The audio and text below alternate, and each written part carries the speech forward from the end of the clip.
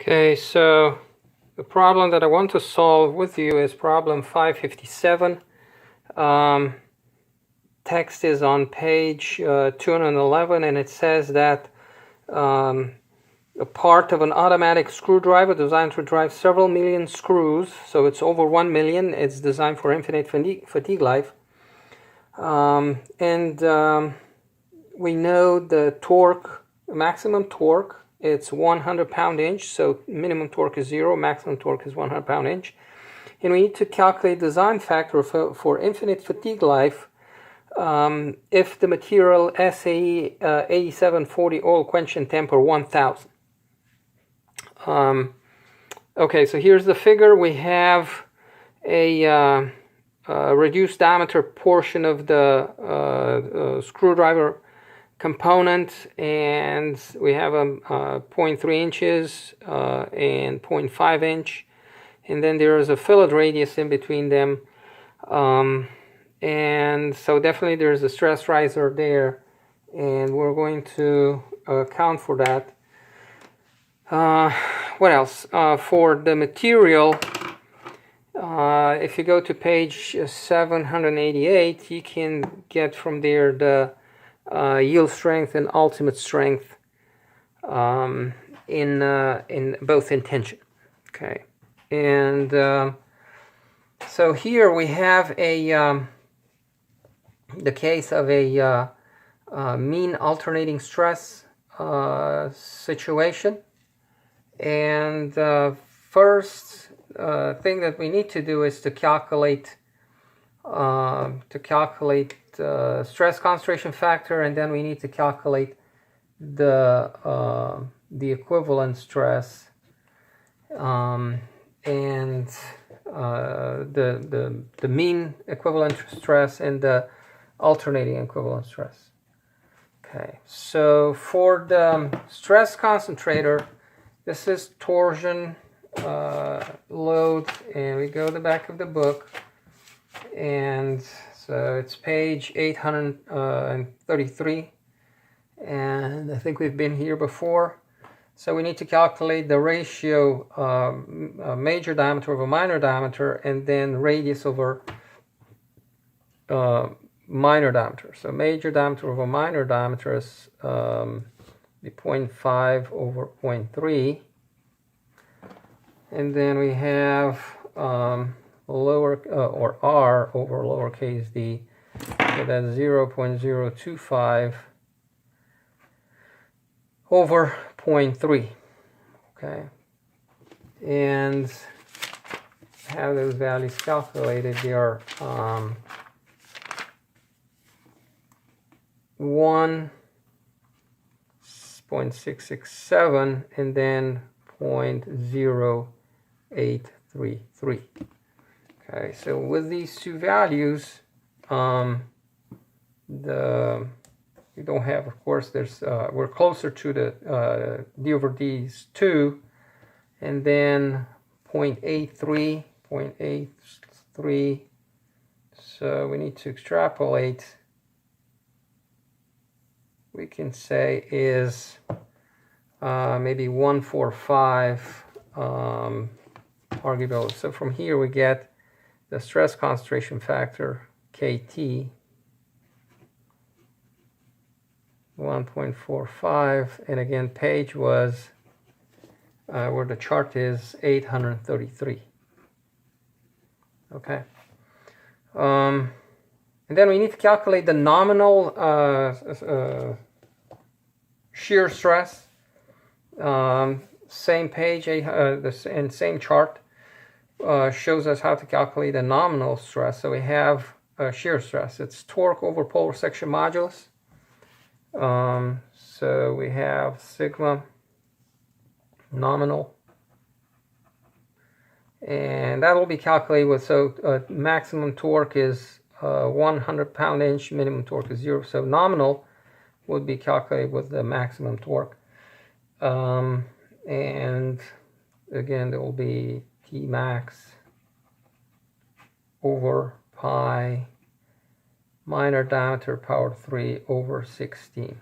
Okay, so 100 over pi times 0.3 power 3 over 16. Okay. And that value is, quickly, so I have 100, let me see, everything is in frame, 100 times 16 over pi over 0.3 at power 3 equals, and I have 18.862 863 even KSI. And I'm sorry, I used the wrong symbol here. So this is shear. Okay, so I should have used tau. I'm sorry. Tau nominal. Okay, so this is a case of pure shear, and when we have pure shear, this is a special case. Pure shear is discussed in the Mohr section, Mohr circle section. If you go to page 161, although we could go through the detailed steps, but we have the pure shear illustrated on page 161, and it gives us sigma 1 as tau xy, sigma 3 negative tau xy, and sigma 2 equals 0. So we have sigma 1, again it's pure shear, and I have sigma 1 is tau xy, so it's going to be 18.863 KSI. Sigma 2 is going to be 0, and sigma 3 is going to be negative tau xy, or negative 18.863 KSI. Okay, and there's even the equivalent stress, von Mises stress, discussed for the pure shear case. Let's see. So is if not, anyway, so we had it actually earlier in chapter 3. I could find it. Equivalent stress, it's easy to calculate when we have pure shear case. So it's sigma equivalent corresponding nominal. So I have not applied yet the stress concentration factor. Is going to be again, why not use it when it's readily available? But otherwise, use the general equation for equivalent stresses. That's page past it. I need to go back to it.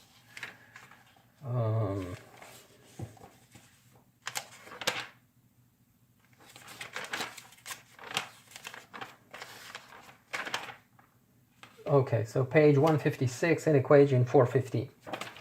But earlier, again, in the chapter, in chapter 3, the equivalent stress was given for the pure shear instance, and let me pause while I'm finding it. Okay, so wasn't actually chapter 3, is in chapter 5, and page is 174. So we have it says here, pure shear diagonal, so pure shear stress, sigma equivalent, it's going to be square root of 3 times tau xy. Again, could have used the general equation. It's 5.9, or from chapter 4 was 4 going back. So it's quoted 2 places anyway. So if you want, it's page 174. Equation 5.9 was earlier presented. In equation 5.12, it shows the equivalent stress when you have pure shear. So it's going to be square root of 3 times tau xy. And so we had that value 18.863 times 3 square rooted. Okay, so it's 32.67 KSI. All right. So this is going to be the maximum stress not adjusted for the stress concentration factor. I said that we're going to deal with and we're using the Goodman line and the yield line, and we are having a so we're using Goodman criterion. As you can see here, equation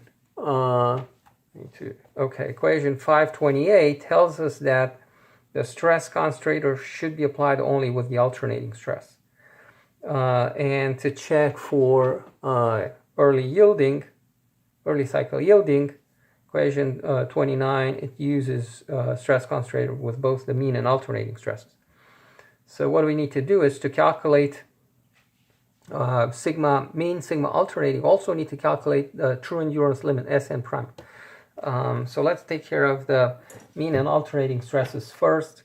So sigma alternating is going to be, and again, this is sigma equivalent max, nominal max, without KT being applied. So, and the way the stress fluctuates is going to be like so. Okay, so this is time, and this is, I use sigma equivalent from our calculation, really deserve a better name, but anyway, so we have sigma mean, and then this is sigma alternating. So sigma alternating equals sigma mean for this particular case, and it's going to be sigma equivalent max, sigma equivalent divided by 2. Okay, so 32.67 divided by 2, that's 16.34 KSI. Okay, so we have the mean and alternating stresses. What we need to calculate is true endurance limit for this material, for this part. So we have, and we're going to use the maybe showing a stress element like right here. So size factor could be for, if you're to be conservative, we could take the 0.5 inches. Otherwise, 0.3 inches, that's size factor is 1. Remember, the 0.3 inches is the standard fatigue test specimen size. So we have endurance limit corrected for finish, materials factor, type of stress factor, reliability factor, and then size factor. Okay, so we've got the ultimate strength, 175 KSI for the 8740 oil quench and temper 1000. And so 175, 50, 67, 75. And we need to decide what kind of finish there. It's as machine or as ground. And we don't have any information. Fine machining, ground could be a value in between. Let's go with as machining to be on the conservative side. So ultimate strength 175 KSI with the machine finished, I get 60 KSI, the endurance limit corrected for surface finish. The material is worked steel, so I have materials factor as 1. The type of stress factor, shear stress produces the same type of stress as rotational bending, maximum on the outer skin and goes to 0 to the neutral axis, versus tensile tension and release, which for that type of stress factor is 0.8. So type of stress factor is 1. Reliability factor, we want to go with more than 50% reliability, for which coefficient CR is 1. So let's go with 99, and that makes CR 0.81. And size factor now, we're at the boundary, we have 0.3 diameter, 0.5 inch diameter. If we go with the bigger diameter, then the coefficient will be less. So using table 5.4, and we are in customary units, we're between 0.3 and 2. So the equation to use is d over 0.3 at power negative 0.11. Actually have d over 0.3 calculated, but 5 over 3 it's easy to calculate, and going at power 0.11 negative equals, so I have 0.945. okay, this last coefficient size that accounts for size. And the true endurance limit now for the this area of the screwdriver, automatic screwdriver, will be 60 times 0.81 times 0.945 equals. So I have 45.97, 46 KSI. Okay, so we have true endurance limit for the material, and we can apply the equation 528 to calculate the design factor. We're going to repeat it. It is going to be the value here expected, but we're going to check for early cycle yielding. All right, so equation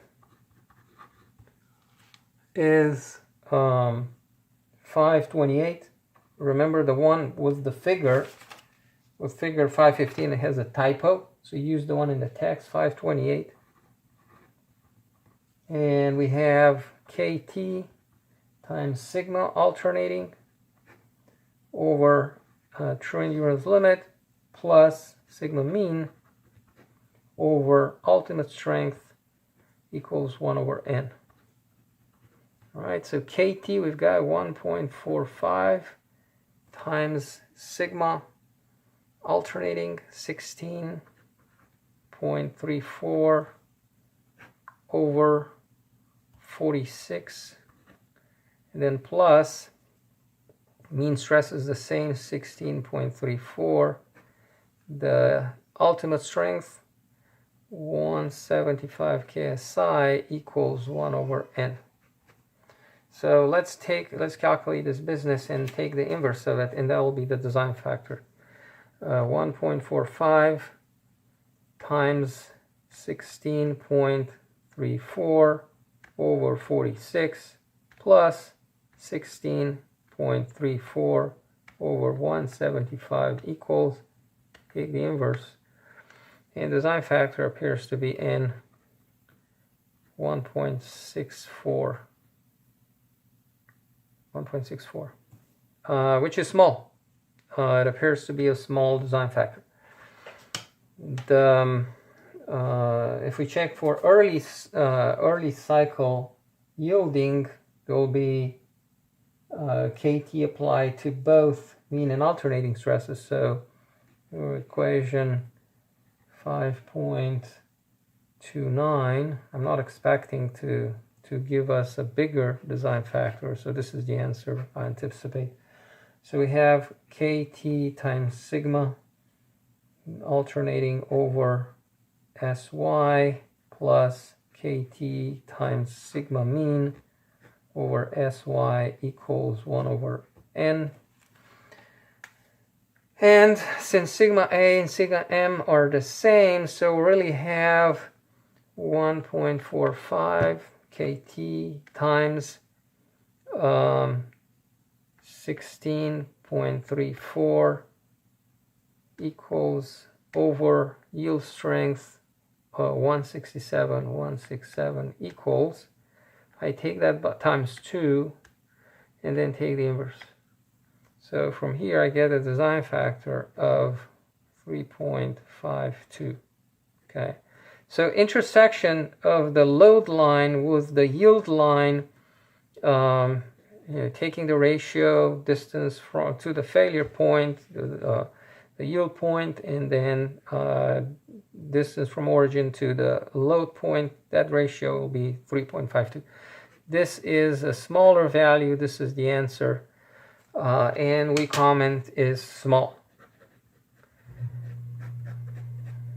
Okay, what can we do to improve it? Several things. We can improve the surface finish. We assume to be a machine finish. We can ground it. We can increase the diameter, increasing the diameter from 0.3 to closer to 0.5 inches, or why not just make it a full 0.5 inches, no diameter reduction. But yeah, that's the other possibility. Increase the middle section over improving the surface finish. And okay, so I guess this is a solved problem. Other than, of course, going with a different material, but usually the higher grades, they are more sensitive than the lower grades to when it comes to fatigue, and it's apparent from the charts as well. So the higher grades, when you talk about machined as well as forged, you lose a lot of their fatigue strength abilities for the higher grades. Anyway, so I would say this was the problem. I'm moving it to where you can see everything. Okay, and this will be it. Thank you for watching.